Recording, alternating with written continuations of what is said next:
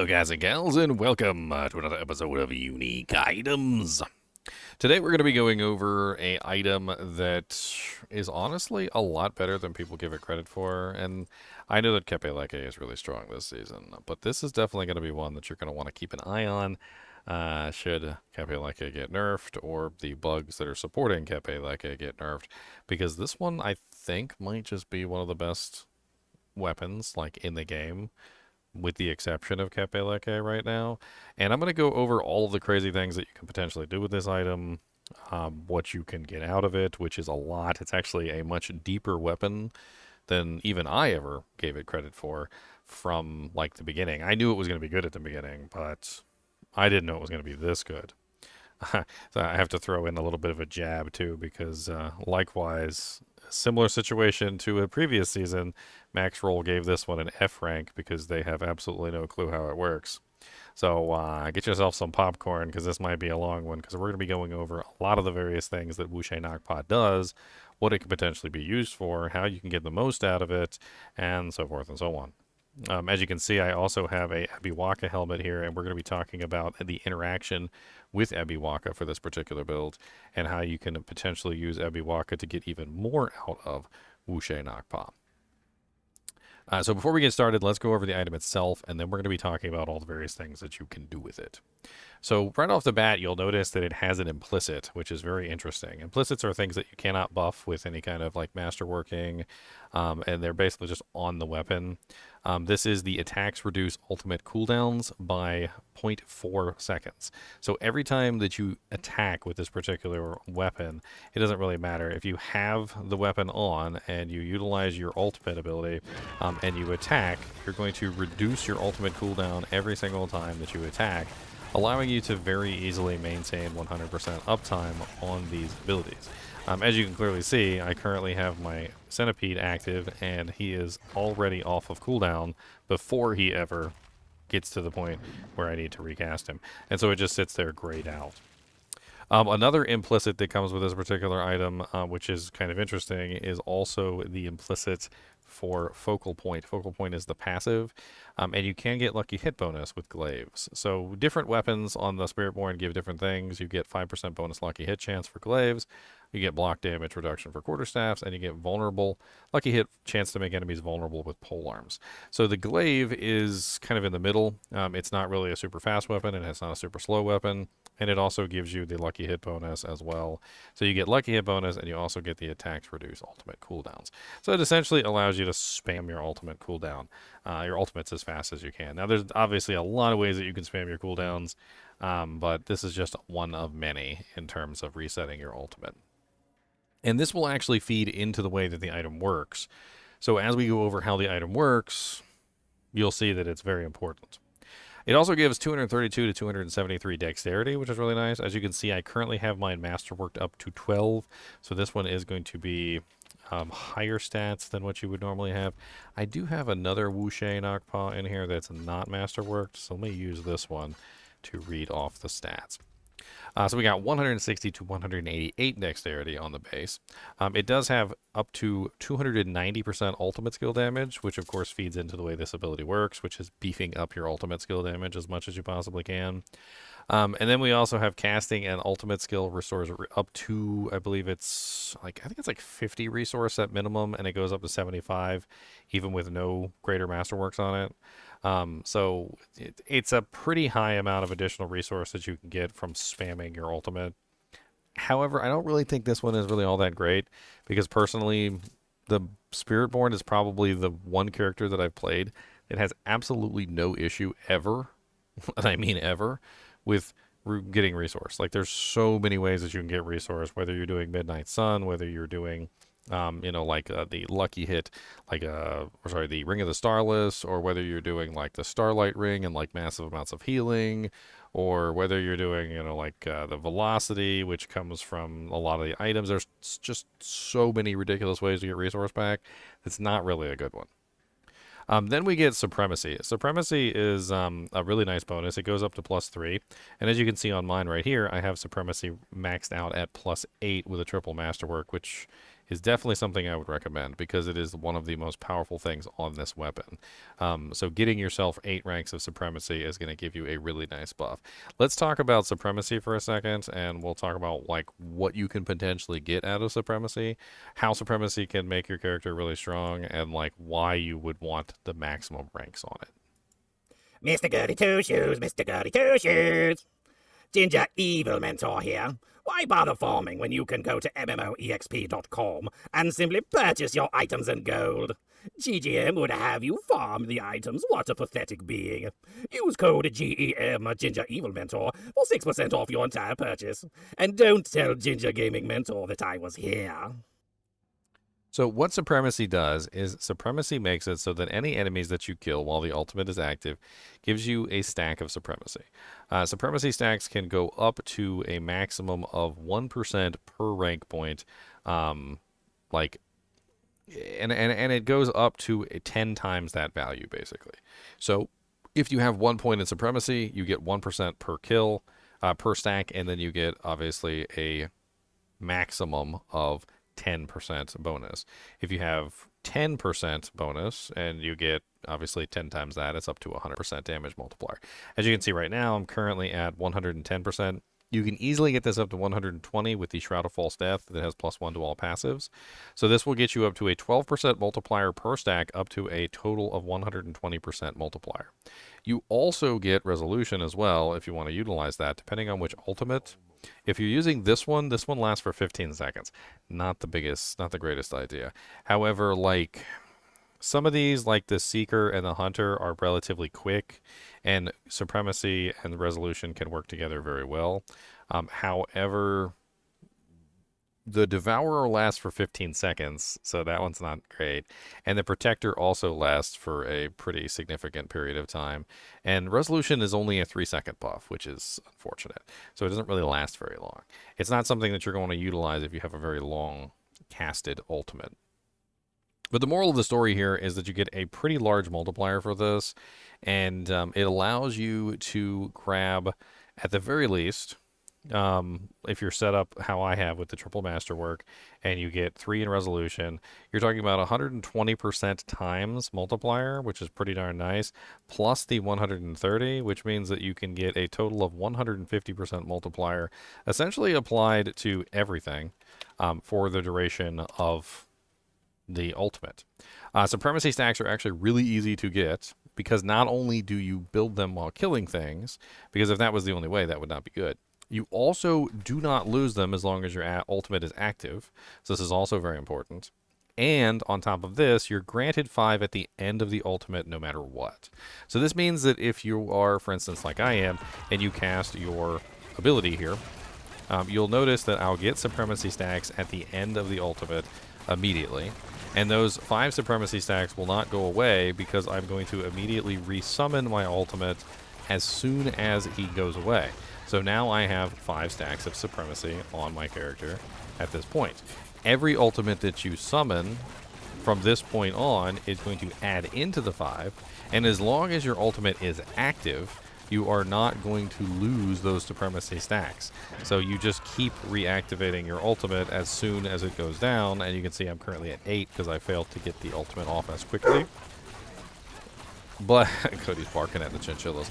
But it's very simple to get these Supremacy stacks, and it's very simple to keep them up because all you have to do is just spam your ultimate, which is literally how this whole entire item works, is to spam your ultimate as much as you possibly can.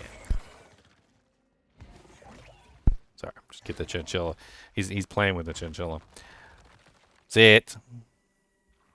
Thank you. So the Supremacy stacks on their own are absolutely amazing, and I would highly recommend, if you want to play around with this item, that you focus on trying to get a greater affix Supremacy. The rest of them are not really super duper important unless you're trying to get the actual damage of the ability, which is a whole nother thing, and I can show you that as well. So if you take a look at my Devourer here, my Devourer currently has only 160,700 damage. On the Toxic Globs, it only has 129,000. On the actual line shot, 36,000 on whatever, right? if you utilize things like unyielding, you build damage for your ultimate, you get your, your multipliers running, your supremacy stacks, and a bunch of other things, you can actually enhance the damage of even things like the Devourer to a rather ridiculous degree. And I'm going to see if I can show you this by getting some supremacy stacks real quick, because I do want you to see kind of how ridiculous the Devourer becomes. Now, the maximum number of stacks on Supremacy, which I didn't really talk about, is also a thing. And we'll go over that in a second. Let me get at least 10 stacks. And then we're going to want one more set at 15. I believe it caps out at 11 for this particular character. I can't remember, or is it 10? But we'll just grab one more set of stacks, and then we'll take a look at the actual ability here. And as you can see, I'm at 2 million damage on the globs. I am at, 1.5 million damage on the actual ability. 429,000 on the spit. As you can see, you can scale the damage of the ultimate quite considerably, and this particular weapon is designed around that particular idea, which is scaling your damage based on casting the ultimate, or even scaling the ultimate damage itself and spamming that ultimate to a unlimited degree. Now, the ultimate effect, or the unique effect on this item, is also very crazy. And we're going to be talking about this in detail as well, which is casting an ultimate grants or amplifies its matching primary Spirit Hall bonus with 100% potency for 15 seconds.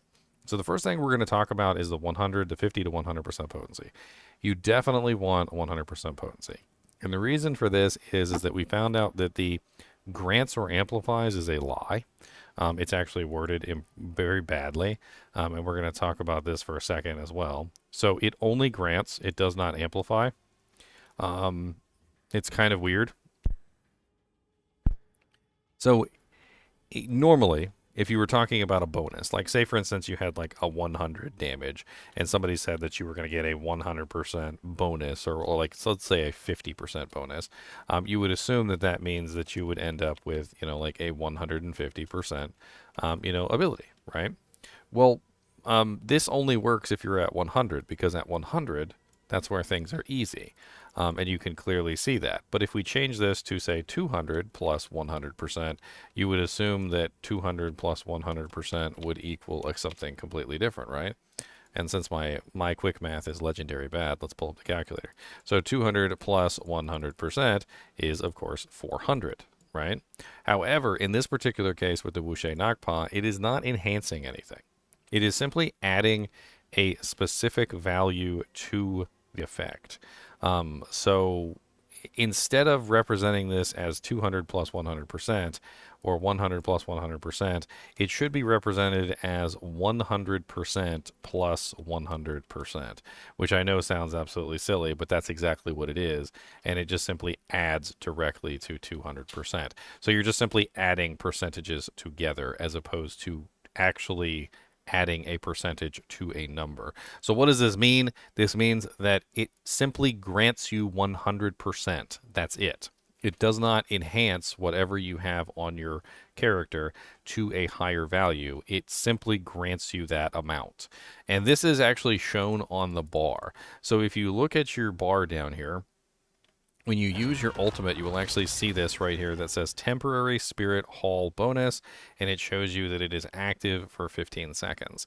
This means that during the time of this, I am getting the Centipede Spirit Hall bonus for my character.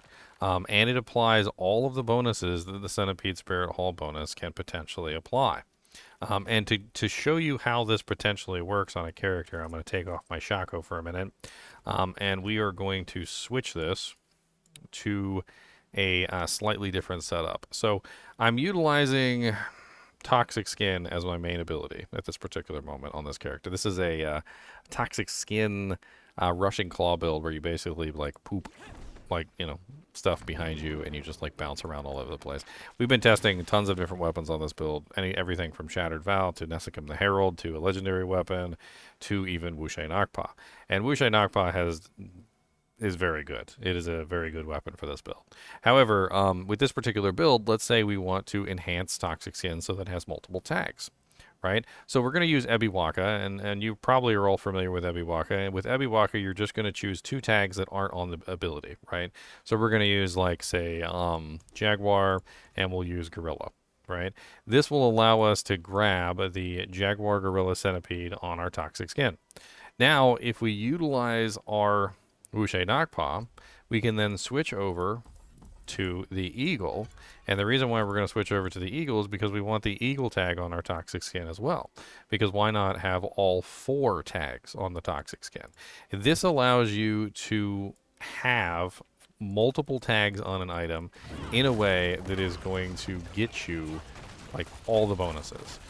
So in this particular case, I'm going to go ahead and grab the Razor Wings, or the Seeker, sorry.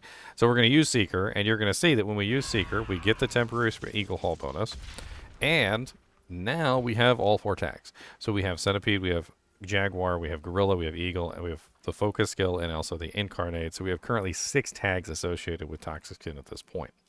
This also means that because Ebeyaka gives us 30% times multiplier per tag, and whenever we are utilizing the Seeker, we are getting that 4th tag as well as an additional 30% times multiplier applied to Toxic Skin. So as you can see, you can utilize Wushe Nak Pa to not only grant yourself a, like 100% bonus to a Spirit Hall choice, but you can also utilize it to get essentially an additional multiplier from Ebeyaka, which is a very strong helmet this season. Taking this even further, we've also discovered that there's other connotations with this. So when it says that it grants you the Spirit Hole bonus, it's actually granting you the Spirit Hole bonus, which means that you are going to get the effect of whatever the Spirit Hole bonus says, no matter what. So take, for instance, Eagle. Eagle gives us a 4-second Storm Feather, which is going to give us 4 seconds of the Storm Feather movement speed bonus. So whenever we use an Eagle skill, we're going to be granted the 4-second movement speed, as you can see here, right? Now, if we utilize the Wushe Nak Pa with the Eagle Ultimate, we're going to double the movement speed bonus to a maximum of, I think it's 8, right? So we're going to double it to 8. As you can see here, it clearly says 8 seconds. Now, if you're utilizing the ultimate in correspondence with the main Spirit Hall bonus that you have, you're going to double the effect, which is very easy to see. So like, for instance, if I switch over to Jaguar, Jaguar is going to give us an additional multiplier on our abilities. So we go to Jaguar and we take a look at the Spirit Hall. You see it says 15% right here, and we're going to use this. Now we're at 30% of all damage that we deal, right? Now, you might be doing a specific build and you want, a specific ultimate or a specific thing. And maybe you want 2 primary Spirit Halls. Well, this is something that Wushe Nak Pa allows you to do. It allows you to have 2 primary Spirit Halls at the same time, which is another one of the very potent things that it is capable of doing. And this one right here, you can see it's 100% Thorns, 5% maximum life, up to 30. And if we utilize the beep, beep, beep, Protector, you will see that it goes to 200% Thorns, 10% maximum life, and 60% as the maximum. So you can definitely get double with the Gorilla there. And then the Centipede also enhances as well, which is pretty crazy because it just like slows monsters down to a crawl.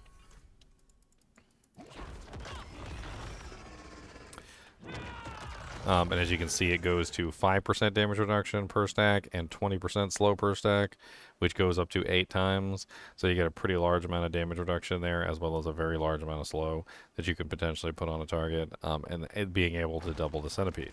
Now, the real benefit of this, though, in my opinion, with the Wushe Nak Pa, is being able to get a Spirit Hall choice that you are not normally making.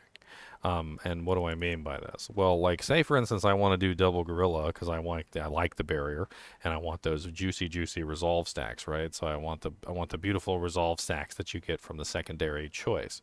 But I would probably also like to have the Jaguar because the Jaguar has good damage output. Well, the easiest way to do this with the Wushe Nak Pa is just simply to choose the Hunter. The hunter is then going to give me the primary Spirit Hall Jaguar, and I'm going to get that 15 times multiplier like applied during that time period as I'm attacking anyway. So now I have the Gorilla Primary Spirit Hall, and I'm also utilizing the Jaguar Primary Spirit Hall together with the Wushe Nak Pa, which means that it's the only weapon in the game, as far as I'm aware, that's capable of giving you 2 primary Spirit Hall choices. On top of that, it's the only weapon in the game that's capable of giving you all 4 tags and fully taking advantage of the harmony of Ebeyaka. And the weapon doesn't stop there. We're already 20 minutes into the video, and there's more to cover. So let's cover the second part of the Wushe Nak Pa, which it says the ultimate skills each gain an additional skill type. This means that when you have the Wushe Nak Pa on, the Seeker becomes a focus skill, the Hunter becomes a mobility skill, the Devourer becomes a potency skill, and the Protector becomes a defensive skill. And the things that you can do with this are kind of limitless. And I'm going to kind of like go over here, but look, you can see defensive, focus, mobility, and potency, right? So let's cover potency first. So first off, potency has an actual passive called Vehemence, which allows you to stack multiplier and increase the cooldown so you can get more damage out of the Devourer. When it comes to potency, there's also an aspect that allows you to spend resolve to increase the damage of your potency skill by a rather large degree. So this allows you to increase the damage tremendously of the Devourer, and the globs, by the way, that he emits when he emerges will just like absolutely annihilate packs from resistance. I've seen it myself. The Hunter, on the other hand, becomes a mobility skill. Now, there's a lot of ways that you can potentially take advantage of mobility skills. There are ways that you can have automatic concussive stomps firing through the reactive armor passive. Actually, was it reactive armor or is it the other one? Kinetic suppression? I think it's kinetic suppression. But there's like tons of different things that you can do with mobility skills. And I think the best thing for us to do right now is to go over to the aspect panel. Because I'm going to have to pull up these aspects and show you the kind of crazy things that you could potentially do with having that tag associated with the ultimate skills.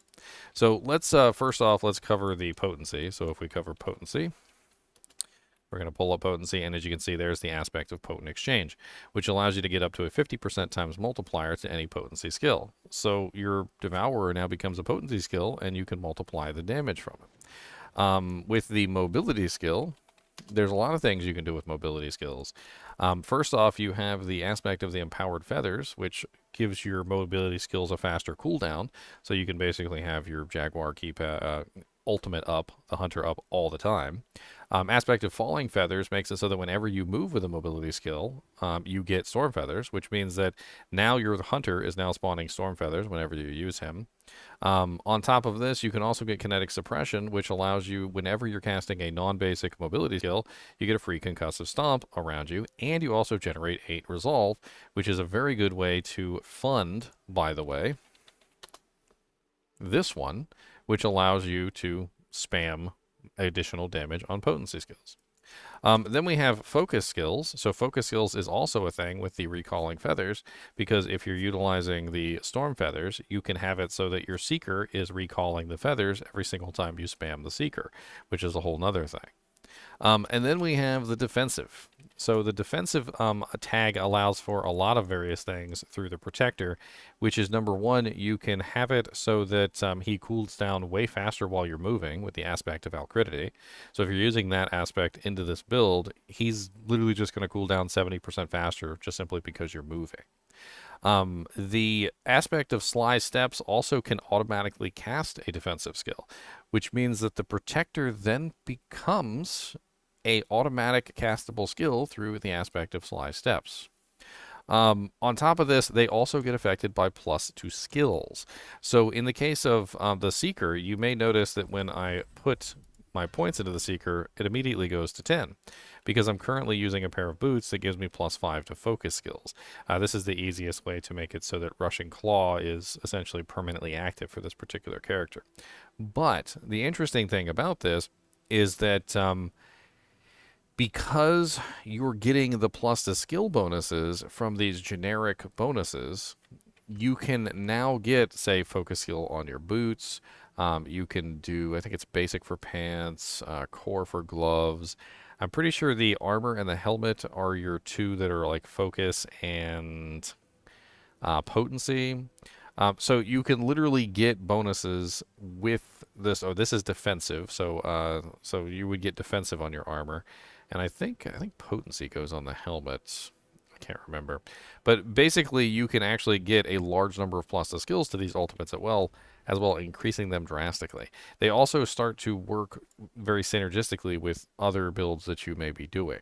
So, for instance, say you're building Toxic Skin, which is a focus skill. Well, then if you put the Seeker on your bar, now you've got bonus ranks to the Toxic Skin and bonus ranks to the Seeker at the same time, which is very interesting. If you're doing bonus ranks to mobility skills and maybe you're utilizing Rushing Claw, then again, now the Hunter is getting bonus ranks to mobility skills as well, or mobility cooldown, or focus cooldown, or, like potency cooldown and things like that. The cooldown also applies across the board to these abilities, making them cooldown faster. Essentially, you can get any of the ultimates, and this has pretty much been my experience, is any of the ultimates can become permanently up if you have the appropriate tags and you are utilizing them properly. Also, Prodigy's Tempo can be used for that, but I'm using Noxious Resonance, and I can keep like any of the ultimates permanently active with just Wushe Nak Pa. I don't even need Prodigy's Tempo, which means that Prodigy's Tempo becomes kind of redundant in that you don't really need it to reset all your skills because you're resetting your skills a different way, which is perfectly fine. On top of this, there's also some very interesting interactions with, of course, tagging skills, which makes it easier to keep, say, some of your buffs active. You may not even need cooldown reduction if you can have the appropriate tags on your abilities.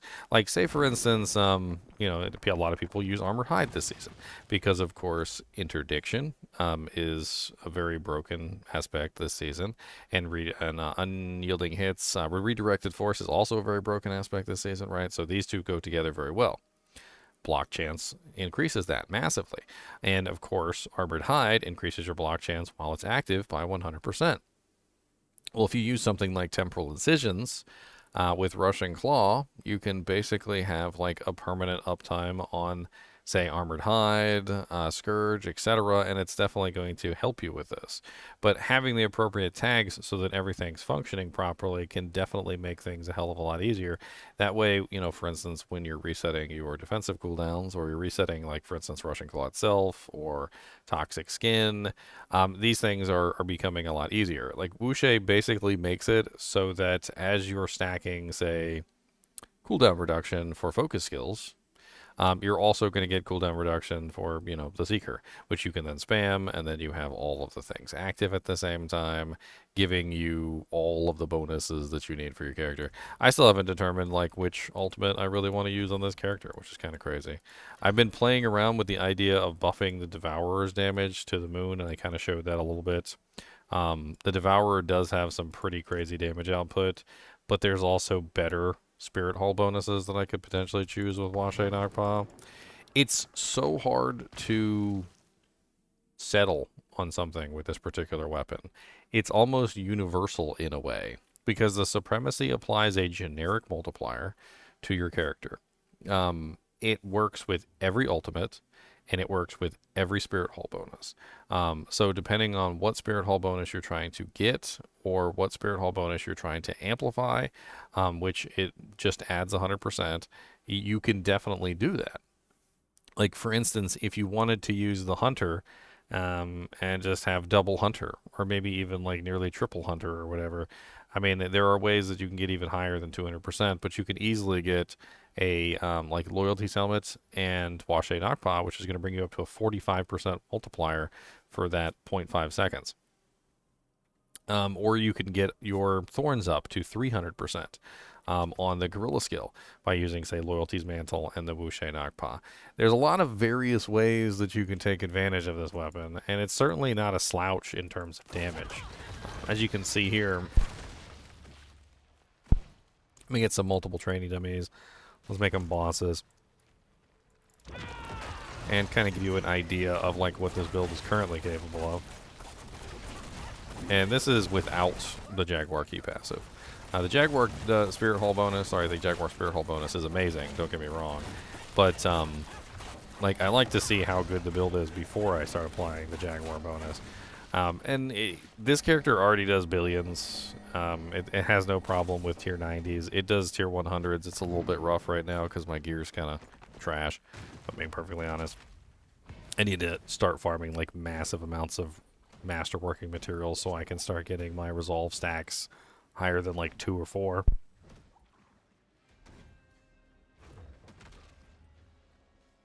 I think I huffed down a chinchilla fur. Let's talk about real quick where you can potentially get Wushe Nak Pa. I usually make sure I don't forget about that one.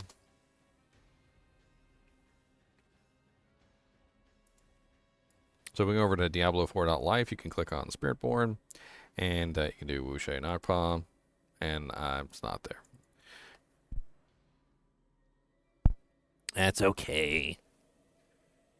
Sometimes the calculator's broken.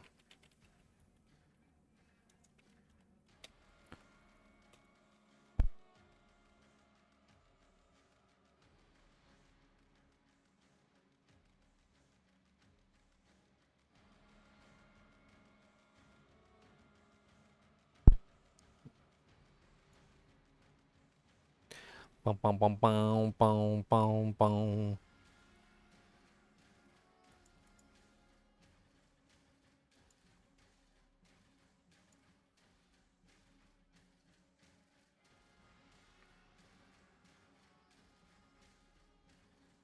Wushe Nak Pa. It's such a weird name.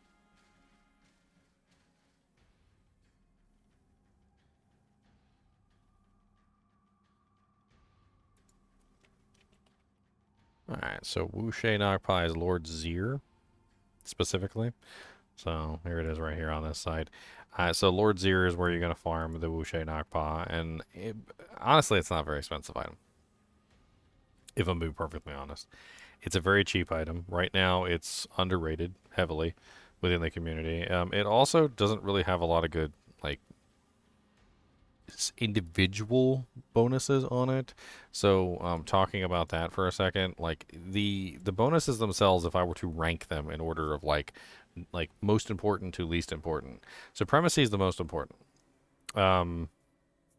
Dexterity is probably second, and then ultimate damage probably third, and then finally the ultimate skills restore is like not even really important for the most part because Spiritborn has like no problem recovering any resource whatsoever for the most part. But in general, with this particular item, Supremacy becomes the most important thing. You can see that I triple masterworked my Supremacy to 8, which is the highest that you can get there. You can also be wearing Shroud, which would get you one more to 9. And then, of course, you could have the original 3 as well. So if you were to use Shroud in the mix, you would have a maximum of 12 on Supremacy, which is actually really good with a 120% multiplier there, essentially always active. And believe me, it's always active. You should have absolutely no problem keeping that 120 times multiplier active at all times, even during bosses, because all you have to do is spam your ultimate, like, what is it? Because the maximum number of stacks is 10 stacks, right? So it's 11. Yeah, pretty sure it's 10 stacks. So 110 divided by 11% is 10 stacks, yes. So the maximum stacks is 10, which means that as soon as you use your ability 2 times, that's all you got to do. Your ultimate needs to be used 2 times. You're going to have 5 and then 5, and then that's going to be 10. And even if you let it lapse a little bit, so it goes down to 9 or 8, it only takes one more cast, and you'll be well over the 10 mark to get your maximum stacks. Because it's going to give you 5 every single time your ultimate ends. And as long as you use the ultimate again immediately, which is really easy with this weapon, you're going to maintain those stacks with 100% uptime. You also get a massive number of them when you're killing monsters. So as you're going through the dungeon, murdering tons of monsters, you'll be at like 30 or 40 stacks. And they go away rather slowly. It's only 1 stack per second. So if you build up to 30 stacks with this particular passive, you get a lot of damage. it ends up being, or a lot of Supremacy stacks, it ends up being like, what is it, 20 seconds before it reaches the point where it starts to go into the original 10 stacks. So you would have to go 20 seconds or more to get to the point where your damage multiplier is going to fall off from Supremacy stacks, which is pretty freaking awesome. The other thing with this is that it's the best item to take advantage of Shroud of False Death. So, as we were talking about earlier, with the fact that you can have all 4 tags, the passive bonuses that you get from Shroud of False Death are absolutely insane. Obviously, when you put Shroud of False Death on, let me just do that real quick, you will notice that Shroud of False Death is going to give you +1 to every passive on the board, right? If you have an ability that is tagged with like every single tag in the known nomenclature, like for instance, let's say you're utilizing Payback. And let's say Payback is a guerrilla skill, and you convert it into a core skill. So it is now a, and let's just write this down. So your Payback ability is now a guerrilla, potency, core, right? Then you pull in Ebeyaka and you give it centipede, eagle, and then you also grab the Wushe Nak Pa and you utilize the last one, which is, in this particular case, it would be Jaguar, right? So you're now utilizing the Jaguar as well, and so now your Payback skill is a Gorilla, Potency, Core, Centipede, Eagle, Jaguar. So it now has all of the tags, basically, except for Basic. Basic's the only one that it's missing. And this means that you're going to get benefit from Potent. You're going to get benefit from Brilliance. You're going to get benefit from Acceleration. You'll get benefit from Furnace. You'll get benefit from all of these passives. You'll also get benefit from Vehemence, because Vehemence is for potency skills. You'll get benefit from the Unrestrained Power. You'll get benefit from the Apex. I mean, you're basically going to get benefit from everything on the board, including things like Vigorous, Balanced Exertion. You're going to be utilizing pretty much all of these. So you get Ravenous, Oppressive, you get Nourishment, because these are all for Centipede skills. And because you have Gorilla, you're also going to get Dominant. You're going to get the Resilient buff. You're also going to be applying the Spirit Hull bonuses. So because it's a Gorilla skill, you're going to apply the Gorilla bonuses. Because you tagged it as Centipede, if you have the Centipede Spirit Hall in the mix, you're going to tag the you're going to activate the Centipede Spirit Hall, and so forth and so on. Which means that now your ability can tag any of the Spirit Hall bonuses that it needs to. Like in the case of the Hunter with the Wushe Nak Pa, you're going to give it the Jaguar tag. Now it's going to be activating the Jaguar skills, like it's going to activate Potent, it's going to activate Furnace, and so forth and so on. It's actually kind of insane. Just how ridiculously powerful you can potentially make Shroud of False Death if you have all of the available tags that you could possibly have for your character. Now, is this going to be like a bugged, like 150 2-minute pit run? Probably not. But you can easily, and I mean easily, make Wushe Nak Pa into a sub 2-minute 100, like pit 100 runner. Like, you can design an entire character around this, utilize the Hunter as your mobility skill so that you can spam it with ridiculous speed, grab the Supremacy stacks, like throw it together, say just as an example, you can throw together Storm Feathers. So Storm Feathers activates whenever you use a mobility skill. So you utilize the Hunter. Now the Hunter's now a mobility skill, so it's going to summon down that stuff every single time.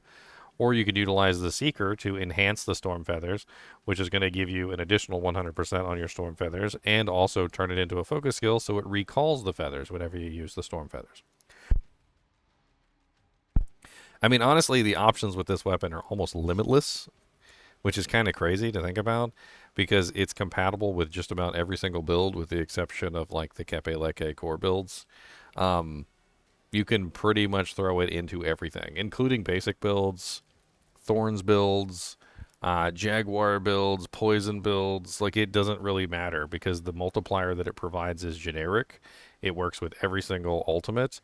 It has nearly infinite complexity in terms of like what you can potentially achieve with it, because of the combination of choosing your primary Spirit Hall, your secondary Spirit Hall, the Ebeyaka helmet, the actual like Shroud of False Death, which can multiply all that stuff, and on top of that, like what you're choosing with the ultimate on the actual Wushe Nak Pa, which gives you a second Spirit Hall bonus, so that you can have everything. And to show you that it's actually granting, I don't know if I actually did this, to show you that it's actually granting you the Spirit Hall bonus, the easiest way to do this is just to simply use the Seeker. So as you can clearly see, I do not currently have the Seeker as an option, or the actual like Eagle Spirit Hall as an option on my Spirit Hall bonus. But if I go over here now and I utilize something like Rushing Claw, you'll notice that I gain the movement speed if I use the ultimate. So you do have to use the ultimate, and then once you use the ultimate, you will see that for 15 seconds I currently have the bonus. Let's let the movement speed fall off.